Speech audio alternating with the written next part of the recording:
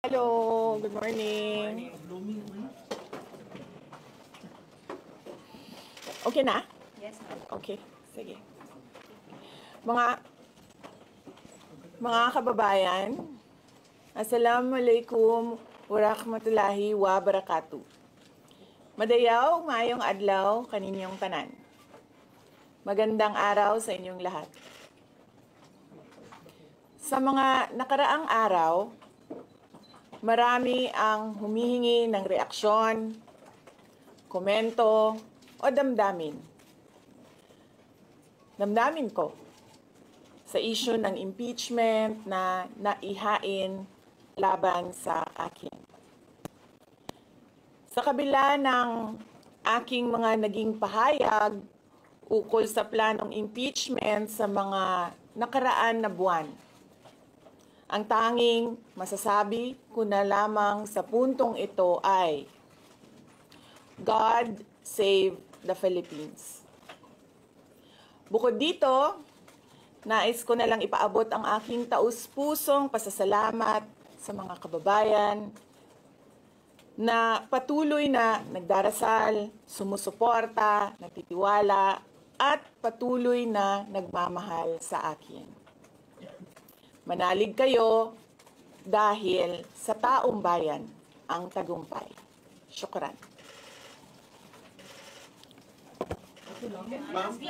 I know, right?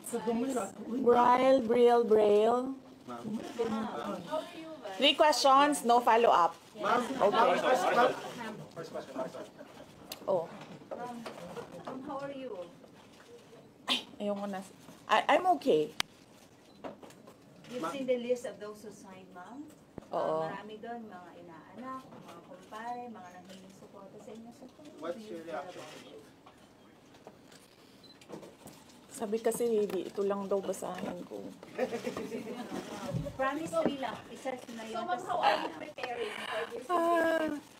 We've already started preparing the moment Franz Castro announced the impeachment plans, which was November of 2023.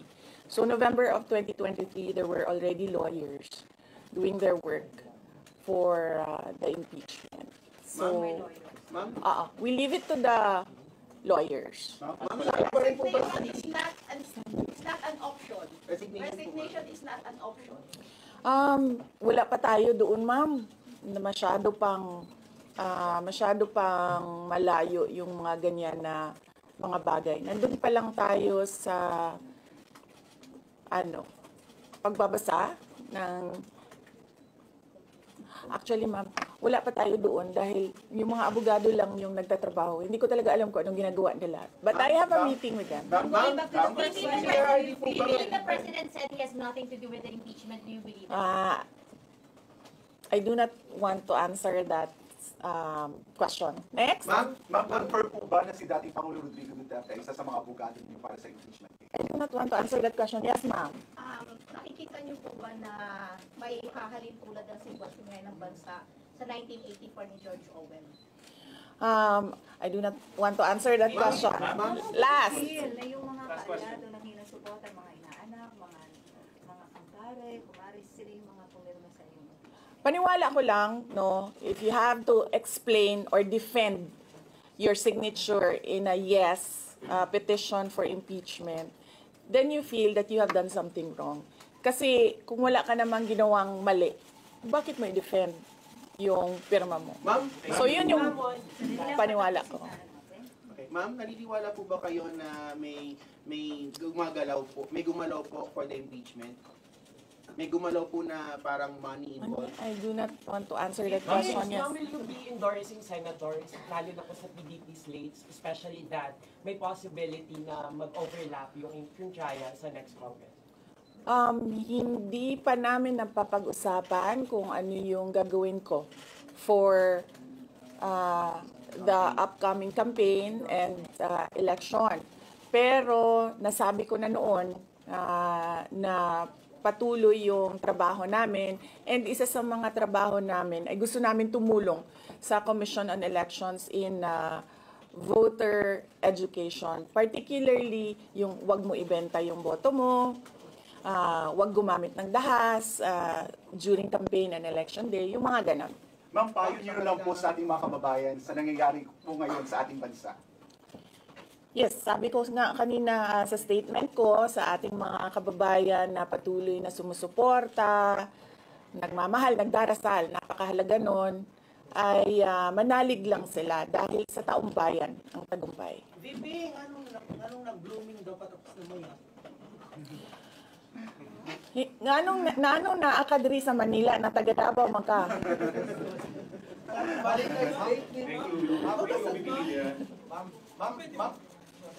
Yes sir. Ma'am, sabi niyo po late last year pa lang nagpe-prepare na kayo para dito. Pwede po i-brief niyo kung right now po after i-transmit sa Senate, saan na po yung preparation? May legal team na po ba and nasa ano po? Well, may meeting kami mamayang hapon dahil nag-meeting sila kahapon. Hindi ako sumali. So merong briefing, legal briefing mamaya ang mga lawyers. So I will know more this afternoon. Can you name some of the prominent members of your Pakikita nyo na yan pagpasok nila ng kanilang entry of appearance. Ma'am, tuloy po ang trabaho kahit may pinaghahandaan po kayong impeachment. Yes sir, opo. Kakatapos lang po ng planning conference ng Office of the Vice President. So we did it last Tuesday, Wednesday, and Thursday para po sa 2025 and 2026. Ma'am, for 2025, may mga maapektuhan ba na programs ng OVP? Yes, nag-announce na kami no na wala kaming wala kaming burial and medical assistance dahil tinanggal yung line na yon sa budget. So hindi ka na pwede maglagay ng budget How doon. about the other programs, ma'am? Tutuloy siya. How confident are you that you won't be convicted in the impeachment court? Wala pa tayo. Masyadong pang malayo yan, ma'am. Wala pa tayo. Hindi pa natin ina-assess. Sa BP part, number 1 for impeachment. Have you talked to Nagtanong ka na ba Yes. But kanina? Sige, ikaw. Ma'am, you said before na you're seriously considering to run for 2028. Now na may impeachment na, are you more decided to run in 2028? Okay. So wala pa tayo dyan. Wala pa tayo dyan. But nasabi ko naman di ba, paulit-ulit kung we are seriously considering that. But it's difficult to decide without numbers. So, kailangan malaman yung surveys and numbers. Sa next year pa yun. Oo. Ma'am, pero ma'am, sa tingin niyo ba, ma'am? Sir, nagtanong ka na? Sir, yes, sir. What are you concerned na yung possible consequence that you can be disqualified from public office kung magkaroon na ng conviction? Yes, sir. Oo. Alam ko po yung penalties ng impeachment. And the moment na nag-resign ako sa Department of Education, before ako nag-resign sa Department of Education, pinag-isipan ko na lahat yan. Ma'am, sa ngayon ba, masasabi ninyo na lalo pa kayong nainganyo na ituloy ang pagtakbo sa 2028 presidential election? Nasagot ko na ata yung kanina sa question ni Sir na nakaitim. Ma'am, number one in the articles of impeachment was your assassination threat to the president. Do you regret making that statement last time?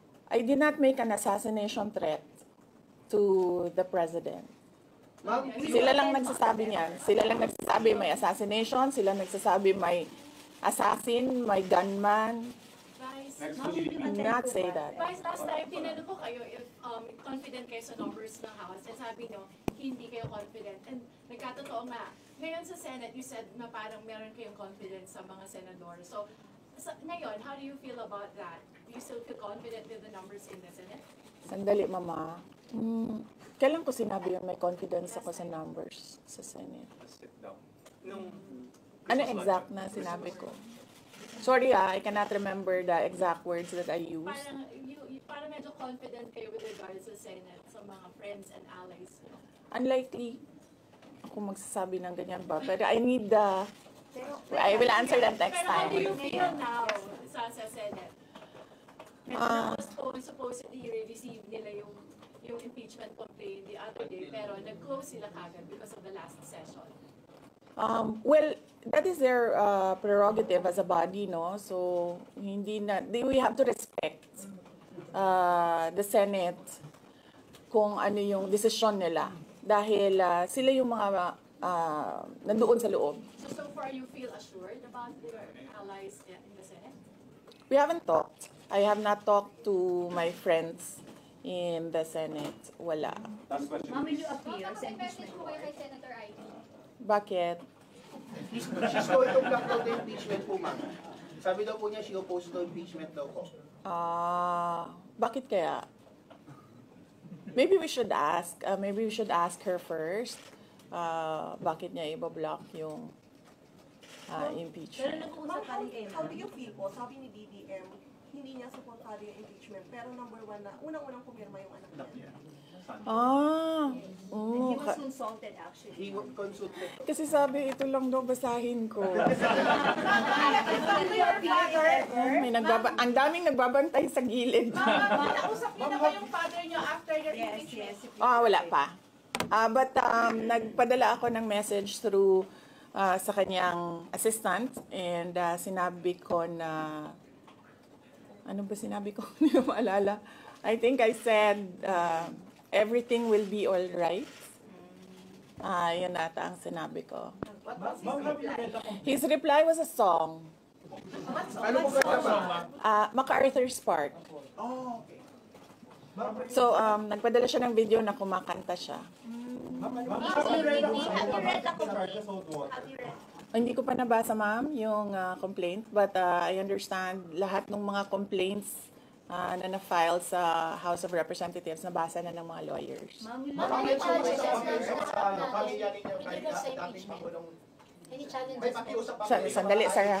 Sandali, Sarah. Ma'am, any challenges po na hinaharap natin with regards sa preparation sa impeachment? Ang challenges sa preparations, but so far wala naman. Wala naman kaming na-ano lang kami, na-overwhelm kami kasi ang daming mga lawyers na nag-signify na tutulong sila sa defense. So, ngayon ay pinag-uusapan on how to go about it na makuha lahat ng kanilang commitment of support at makatulong din sila sa pag-iisip kung ano yung gagawin sa defense. Ma'am, Nagtanong ka na, ma'am? Wala pa. Ma'am, Sige, you ma'am. know at least who will lead the defense? Sabihan ko na lang sila na mag-announce na sila kung gusto na nila mag-announce. Pero yung father niyo kasama pa rin? Kasi sabi niyo before, your father would be helping also. Well, he is welcome. He is a lawyer. So he is welcome to give his advice, input in the defense. May pag-uusap kayo sa mababa ng tax ratings recently due to the Senate dun sa Congress hearing. I will not answer that question. Is Yusek Zulaika back? Yes, I'm sorry. Yes. Is Yusek Zulaika Lopez back? Yes. So what happened was, nag-indefinite leave siya, and then she was admitted to the hospital doon sa Davao City na hospital siya, and then discharge siya ng mga doctors with ulitin ko. Si Yusek Zulaika Lopez, nag-indefinite leave siya after nung sa veterans hospital admission niya. Umuwi siya ng Davao, and then hospitalized siya doon. And then sabi ng doctors niya, we will discharge you but you have to come back ngayon ata, February, for further tests. And then bumalik siya for one day dito. Noong January, bumalik siya for one day dito sa Office of the Vice President, and she said na mag-leave siya for 2 months. And then I said yes, take the time that you need for your health. And then after a week, bumalik siya. Noong January, after a week, bumalik siya dito, and then she said, hindi ako mag-leave. So sabi ko, okay, welcome back. Ma'am, Did kamusta you appear, ma'am? INC? Meron ba pakikipag-usap kayo sa INC? Dahil sila po yung nag-rally against para wag ituloy yung impeachment. Hindi pa po kami nagkausap ng INC, sir, pero nagpapasalamat po ako sa INC at sa buong sambayanan sa kanilang pananawagan ng kapayapaan. Ma'am, kamusta po ang staff ng numbers OBP? in Senate? Nagtanong ka na, sir? Dapat, sir. You think you have the numbers in the Senate to be acquitted? Hindi ko masabi yan ngayon, sir. Wala pa kami dyan. Ma'am, Nagtanong ka na, ma'am. Wala pa. Ma'am, would you consider former President Duterte to be your lead defense? He will, maybe if he wants to, he can be part of the defense team. But because of his age and because of rigorous preparations in an impeachment case, baka sabihin ko sa kanya na wag na lang siyang mag-lead dahil medyo may edad na si former President Rodrigo Duterte. He's already 80 years old this Ma'am, year. kamusta po ang staff ng OBP after they heard about the impeachment po, ma'am? Ano po naramdaman po nila na when you were impeached by the House? Ano po naramdaman ng staff ng OBP in general? Are they sad? Are they worried po ba, ma'am? Hindi ko alam nila na pinagtatawanan lang nila ako dito sa gilid kasi hindi daw ako sumunod. Sabi, basahin lang daw talaga ito. Ma'am, you will appear sa impeachment court, ma'am, if ever. Ha? Will you appear sa Okay. Kung pwede namang hindi, and I understand, pwede naman. Hindi na. Oo. Kasi baka ma-intimidate lang sila lahat sa presence ko doon. May mga plano po ba kayo para itulak ang pag-audit, lalo na po sa mga kongresista natin na ginagamit ang pera o pondo ng gobyerno para subduct propaganda against you? Hindi ko na muna sagutin yung tanong na yan ngayon, ma'am. Doon muna tayo sa God Save the Philippines. So ma'am, will you dissuade or encourage your supporters in case they would go to the street to rally? Sa panahon ngayon, ma'am, na sobrang mahal ng presyo ng mga bilihin, lalong-lalo na ng pagkain, sasabihin ko sa mga supporters sa taong bayan na unahin muna nila ang trabaho and negosyo nila kesa sa mag-rally sila sa mga daan. Dahil marami o lahat tayo breadwinners. So merong mga bata or merong mga kapamilya na nagdedepende sa atin. At tayo naman ang social media capital ng buong mundo. Kung gusto talaga nilang magsalita at tumulong, doon na lang sila sa social media kung saan nakakatrabaho pa rin sila. Pero nagagawa nila kung ano yung nararamdaman nila na gusto nilang gawin. At yun ay magsalita at marinig sila ng taong bayan at ng mundo. Sabi ninyo, hindi niyo pa masabi if you have enough numbers in the Senate for an acquittal. Are you not confident that you have enough allies to avoid a conviction in the Senate acting as an impeachment court? Hindi ko pa naisip yan, sir. I've not counted numbers of votes in the Senate, so we are not there yet.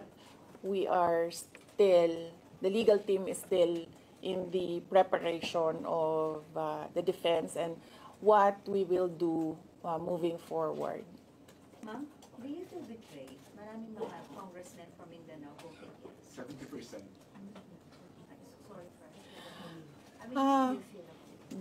Do I feel betrayed? How do you feel ang daming taga Mindanao na congressmen? Actually, ma'am, wala akong feelings. Wala akong feelings about it. Kasi, kung napapansin nyo, wala naman kasi talaga akong barkada na politiko. I don't join their circles. But we are friends. Yes. But kung ninong at ninang lang ng mga anak, walang ninong at ninang na politiko ang mga anak ko. Maliban kay Stonefish, dahil nandoon si former President Erap Estrada. So, I don't move in the circle of politicians. Kaibigan, yes. But to say that meron akong close relationship, personal relationship with them. Wala naman.